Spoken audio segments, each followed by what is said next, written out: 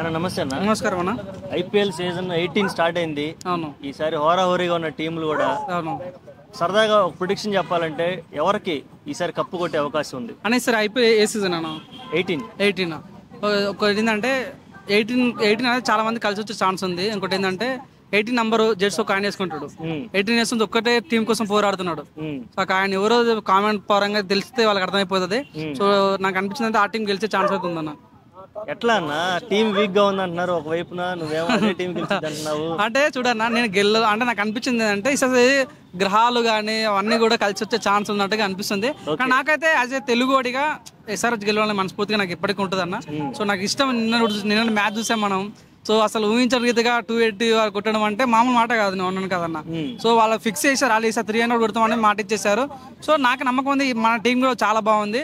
కానీ ప్రజలు ఏంటంటే కొత్తదనం కావాలి అన్నట్టుగా అనుకుంటే ఇది ఒకసారి ఇది గెలిస్తే బాగుండు అన్న ఫీలింగ్ వచ్చింది. నేనేమి వేణుస్వామిలాగా జాతకాలు చెప్పట్లేదు, కానీ గ్రహాలు తిరుగుతున్నాయి అన్న ఫీలింగ్ కలిగింది. ఎందుకంటే ఈ సీజన్ 18 కాబట్టి, విరాట్ కోహ్లీ జెట్స్ అమరు 18 కాబట్టి, విరాట్ కోహ్లీ 18 సంవత్సరాల్లో ఆర్సీబీ కోసం పోరాడుతుంది కాబట్టి ఈసారి ఆర్సీబీ కప్ వచ్చే ఛాన్స్ ఉంది అన్న ఫీలింగ్ ఉంది. ఎందుకంటే ఫస్ట్ మ్యాచ్ ఏదైతే జరిగిందో కేకే వర్సెస్ ఆర్సీబీ జరిగిందో, ఫస్ట్ మ్యాచ్లోనే మంచి స్కోర్ కొట్టి విన్ అవ్వడం, చేజింగ్ గెలవడం అనేది సో కొద్దిగా నాంది పలికారు, సక్సెస్కి నాంది పలికారు అన్న ఫీలింగ్ కలిగిందన్న. సో మేబీ చెప్పలేము, కానీ ఒకటేదన్నా అన్ని ప్రిడిక్షన్ చేయగలుగుతాం కానీ ఐపీఎల్ ప్రిడిక్షన్ చేయలేము. ఎప్పుడు ఏ మ్యాచ్ గెలుస్తో ఎక్స్పెక్ట్ చేయలేము. సో సిఎస్కి అనుకుంటున్నాం, కొంచెం ముంబై గెలిస్తే ముంబై సిఎస్ గెలుస్తుంది. సో లాస్ట్ టైం మనం ఎస్ఆర్హెచ్ గెలిచి అనుకున్నాం. సో మనోటి జరిగింది. సో ఏం జరుగుతుంది, కానీ నాకు అనిపించిన ఏంటంటే యాజ్ ఏ తెలుగుడిగా ఎస్ఆర్హెచ్ గెలవాలని కోరుకుంటున్నాం. అదే తెలుగుడిగా తెలుగు టీం సపోర్ట్ చేయాలని కోరుకుంటున్నాం. ఇంత పెద్ద ఏమంటే రైజింగ్ అవుతుందన్న ఎస్ఆర్హెచ్ కూడా. ఇక్కడ కూడా మన సొంత పార్టీ, మన సొంత ఐపీఎల్ టీం కూడా ఫ్యాన్స్ బేస్ లేకపోవడం చాలా బాధ కలిగించింది. చాలామంది నేను విన్నానా, ఇప్పుడు నేను తెలంగాణ కాబట్టి ఎస్ఆర్హెచ్ సపోర్ట్ చేస్తున్నాం, మేము ఆంధ్రాలో చేయమంటారు. కానీ అవునన్నా కాదన్నా, ఈ ఎస్ఆర్హెచ్ ఏదైతే మన సన్ రైజర్స్ హైదరాబాద్ అనేది తెలంగాణ ఆంధ్రప్రదేశ్ కలిసి ఉన్నప్పుడు వచ్చిన పేరు అది. సో ఆ పేరు ఎప్పుడు మార్చలేదు. ఇది తెలంగాణ ఆంధ్రప్రదేశ్ రెండు రాష్ట్రాలకు సంబంధించిన టీము. సో దయచేసి ఈ ఏదైతే ఉందో సన్ రైజర్స్ దీన్ని వేరేగా చూడకండి. ఇది మన టీము, మన టీంని ఎంకరేజ్ చేసుకోవాలని మనస్ఫూర్తి కోరుకుంటున్నాం. ఓకే, ఎస్ఆర్హెచ్ టీమ్ లో ఒక్కొక్కరి గురించి చెప్పుకోవాలనుకుంటే ట్రావిస్ హెడ్, అభిషేక్ శర్మ, తర్వాత ఇంకా హరివేర బై క్లాస్ పెట్టి నితీష్ కుమార్ రెడ్డి మన తెలుగు ఇట్లా అందరూ ఈ టీం చూసినప్పుడు నీకు ఒక్కొక్కరు బ్యాటింగ్ వస్తున్నప్పుడు నీ ఫీలింగ్ ఎలా?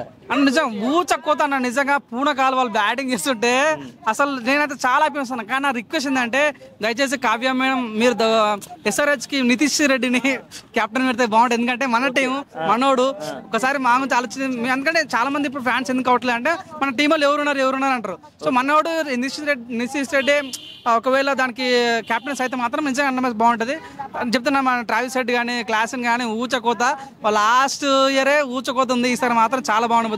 300 ఫిక్స్ అన్న, 300 కొట్టాలని నేను కూడా చాలా ఇష్టంగా కోరుకుంటున్నా. వీళ్ళే ఇలా ఉంటే మళ్ళీ ఇషాన్ కిషన్ జాయిన్ అయ్యాడు. వీళ్ళకి పరిస్థితి ఇంకా సెంచరీ కొట్టేసాడు ఆల్రెడీ. అవును. కసి తనని ఈవెంట్స్ లో తీసుకోవట్లేదు, ఐసీసీలో తీసుకోవట్లేదు, అవన్నీ ఇక్కడ చూపిస్తున్నాడు ఐపీఎల్ లో. అంతే కదన్నా. మరి చూడన్నా, ఒక దగ్గర మనం ఓడిపోయామంటే 100% ఇంకో దగ్గర నిలిపించుకుంటారు. సో ఈ ఐపీఎల్ అనేది పెద్ద ప్లాట్ఫామ్. నువ్వు ఇండియా వర్సెస్ పాకిస్తాన్ కన్నా కూడా ఐపీఎల్ మ్యాచ్ ఎక్కువ చూస్తారు. ఎందుకంటే ఆ ఫీల్ ఎక్కువ అన్నమాట ఐపీఎల్ పైన. సో నాకు నమ్మకం ఉంది ఈసారి ఐపీఎల్ కూడా కానీ మనోడు ముఖేష్ అంబానీ చాలా పెద్ద, అనిల్ అంబానీ చాలా పెద్ద తప్పు చేసిన. లాస్ట్ ఇయర్ చాలా ఫ్రీగా ఇచ్చిండు అన్ని. ఈసారి మళ్ళీ క్రికెట్ ఫ్రీ అవుతామంటే దొరకట్లేదు కాబట్టి అదొకటి ఫ్రీ ఇచ్చుంటే మాత్రం చాలా బాగుండేది. చూద్దాం మరి ఏం జరుగుతుంది. 100% అందరూ కసి మీద ఉన్నారు.